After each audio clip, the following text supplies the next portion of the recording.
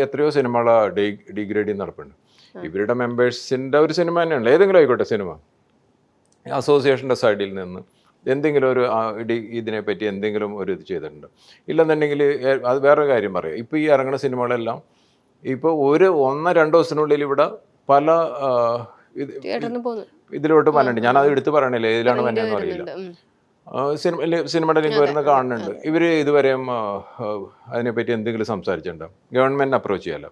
ഇവിടുത്തെ ഗവൺമെൻറ് വിചാരിച്ചു കഴിഞ്ഞിട്ടുണ്ടെങ്കിൽ ഏത് വേണമെന്നുണ്ടെങ്കിലും ബ്ലോക്ക് ചെയ്യാൻ പറ്റും. ഇപ്പോൾ ദുബായിലൊക്കെ നമുക്ക് എത്രയോ ചാനലുകൾ ഒന്നും കാണാൻ പറ്റണില്ല, നമുക്ക് ഓൺലൈനിൽ നമുക്കില്ല. അവർക്ക് ഏത് വേണമെങ്കിലും ബ്ലോക്ക് ചെയ്യാനുള്ള സിസ്റ്റം.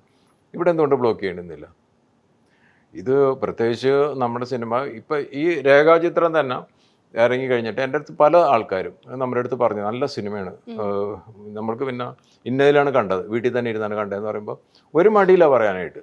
അത് ഇതിൻ്റെ ഒരു ഭാഗമായിട്ട്. അപ്പം ഞാൻ പറയണത് ഇങ്ങനെയൊക്കെ കുറച്ച്, അതായത് ഒരു പ്രൊഡ്യൂസറിനെ സപ്പോർട്ട് ചെയ്യണമെന്നുണ്ടെങ്കിൽ ചെയ്യാൻ ഇവർക്ക് കുറേ കാര്യങ്ങൾ ചെയ്യും. പക്ഷെ അതിലൊന്നും ഇത് ചെയ്യുന്നില്ല. ഡീഗ്രേഡിങ് ആയിക്കോട്ടെ, ഇല്ലെന്നുണ്ടെങ്കിൽ ഈ പറയുന്ന രീതിയിൽ നമ്മുടെ സിനിമ ഇറങ്ങി കഴിഞ്ഞിട്ട് പുതിയ പല പ്ലാറ്റ്ഫോമിലും വന്നതാക്കട്ടെ, ഇങ്ങനത്തെ കുറേ കാര്യങ്ങൾ. ഇല്ലെങ്കിൽ ഈ പറയുന്ന പുതിയ ആൾക്കാർ വരുന്ന സമയത്ത് അവർക്ക് ഒരു കറക്റ്റ് ഒരു കൗൺസിലിംഗ്, പേരിനൊക്കെ കൗൺസിലിംഗ് ഒക്കെ ഉണ്ടെന്ന് തോന്നുന്നു. പക്ഷേ ഇതുവരെ ആരും കൗൺസിലിംഗ് എന്നെ വിളിക്കുകയോ സംസാരിക്കുകയോ ഒന്നും ചെയ്തിട്ടൊന്നുമില്ല.